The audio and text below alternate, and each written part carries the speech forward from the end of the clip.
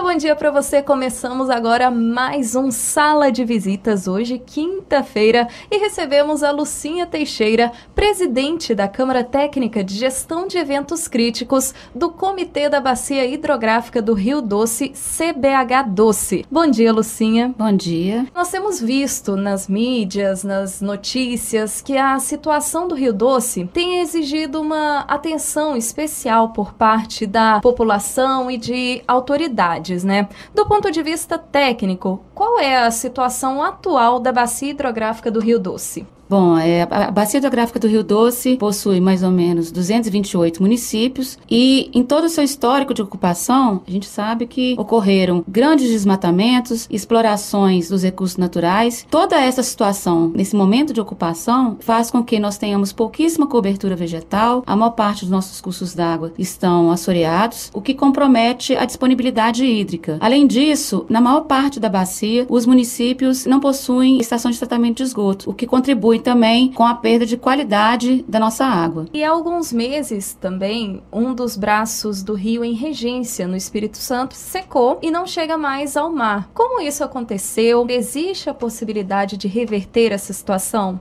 A Foz do Rio Doce, como você disse, fica no distrito de Regência, um distrito do município de Linhares. Essa foz, ela possui, no momento, duas aberturas, a gente chama uma de sul e a outra norte. E a abertura sul, que é a abertura que os pescadores utilizam para poder chegar ao mar, foi fechada agora nesse período de estiagem, e a saída norte, onde o rio continua encontrando com o mar. Qual é o problema que envolve essa situação? Na abertura sul, como eu disse, que os pescadores utilizavam, e como hoje está fechada, eles têm pedido que eles façam o trabalho deles de chegar até o mar, e essa abertura norte, ela é mais rasa, dificulta a saída dos barcos dos pescadores nessa abertura norte. Então, nós já tivemos duas reuniões com os pescadores de Regência, com a Agência Nacional de Águas, Instituto de Meio Ambiente do Espírito Santo, a Agência de Recursos Hídricos do Espírito Santo, entre outras instituições, para discutir o que era possível fazer naquele local. A princípio, está sendo avaliado que é possível abrir a abertura sul, seria feito um desassoreamento, mas para isso o município de Linhares precisa fazer esse requerimento. Além disso, nós solicitamos à Agência Nacional de Águas que elaborasse uma nota técnica junto com os órgãos ambientais do Espírito Santo para orientar melhor os trabalhos que devem ser feitos.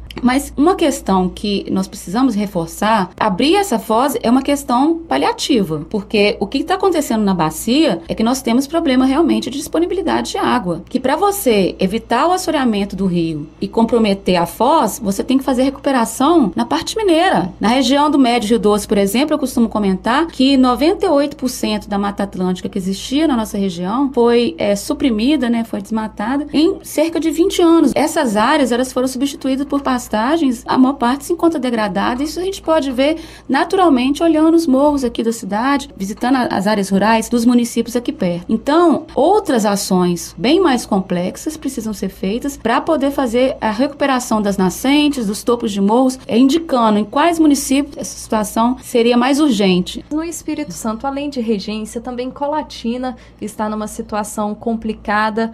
Onde o cenário é mais crítico da Bacia do Rio Doce? Para avaliar essas áreas, o IGAM está elaborando periodicamente boletins onde ele cita o que tem acontecido nas partes da bacia. No último boletim que eles liberaram, no dia 9 de julho, a situação estava mais complicada justamente na área das nascentes. Na região ali de Piranga, Ponte Nova, que seria a área que estava mais com risco iminente de escassez. Na nossa região, do Suaçuí Grande, que é a área de Valadares, Sua Inocêncio, Matias Lobato, nós estamos em estado de atenção. Seria um estado anterior à situação de escassez. É bom ficar atento, mas ainda não seria um estado de escassez. Esses parâmetros foram definidos através de uma deliberação do Conselho Estadual de Recursos Hídricos esse ano. Então, são esses as diretrizes que nós temos para avaliar e acompanhar a estiagem. A situação em Colatina é a mesma de Valadares. Tanto em Colatina como Valadares, o problema com relação ao abastecimento público não é falta de água disponível, é nível da água para chegar na captação. Então, você tem água,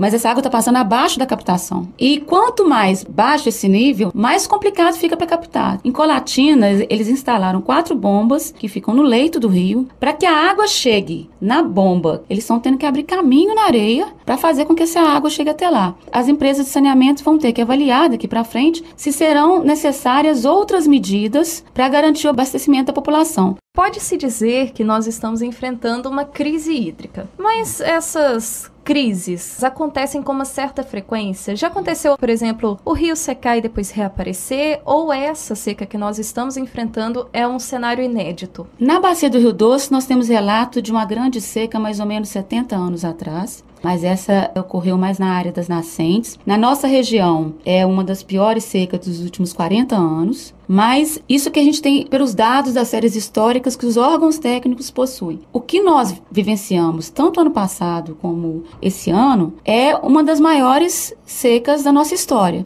Para esse ano de 2015, desde o boletim de fevereiro de 2015, a CPRM, o Serviço Geológico do Brasil, tem repassado informações para o comitê e para os órgãos técnicos, informando que a estiagem desse ano poderia ter impactos mais severos que 2014. Então, quem acha que ano passado foi uma seca expressiva, já estamos caminhando para ser pior ainda esse ano, né? Qual seria a previsão para os próximos meses, né? Chuva, vai amenizar a situação ou vai piorar ainda mais? Até mais ou menos setembro, a nossa previsão de chuva, a gente ainda está no período seco do ano, né? Nossa previsão de chuva ainda é dentro da normalidade, mas isso não vai ultrapassar cerca de 130 milímetros, o que é muito pouco, mas é o normal para a época. O que se espera é que chuva dentro da normalidade chegue a partir de final de outubro, novembro, ou seja, a gente tem 90 dias, né, na verdade, praticamente sem chuvas em toda a bacia do Rio Doce. Na bacia do Rio Doce, nós só temos uma hidrelétrica, que é a Porto Estrela, que fica antes de chegar em Valadares. Ano passado e esse ano, o Operador Nacional do Sistema Elétrico, em articulação com a Agência Nacional de Águas, estão autorizando uma operação de Porto Estrela que vai consistir no seguinte: eles acumulam água durante um tempo e aí, durante o período mais crítico, eles vão liberando essa água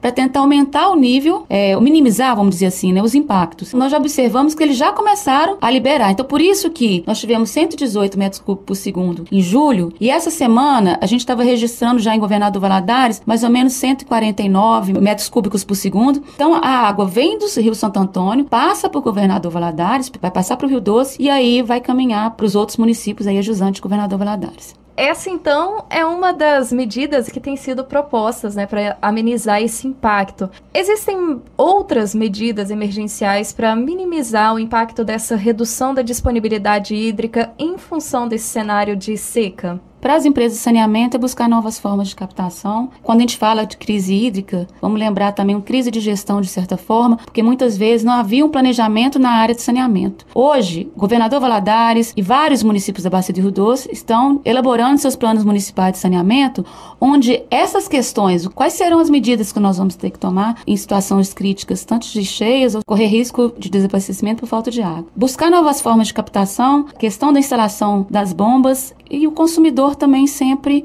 diminuindo, né, o seu consumo de água. Sempre é bom reforçar que o uso racional da água é uma prática educativa, eu acho que a gente tem que ter, valorizando a água. Quando a gente vê essa situação de escassez, muitas vezes a gente escuta por que, por exemplo, a gente não abre todas as usinas para essa água passar. Se abrir, por exemplo, a usina que tem a montante de Governador Valadares, que é Baguari, essa água vai sair, mas vai estar entrando do mesmo jeito. E vamos lembrar que, além de água, o que vem é lama. E essa lama vai assorear o rio, vai dificultar a chegada da água que, porventura, vier ao montante. Então, isso não seria uma solução nesse momento.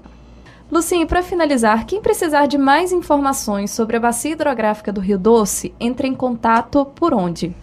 Bom, pode solicitar informações através do e-mail cbhbaciadoRioDoce@gmail.com, e também é importante colocar que nós estamos nas redes sociais, né?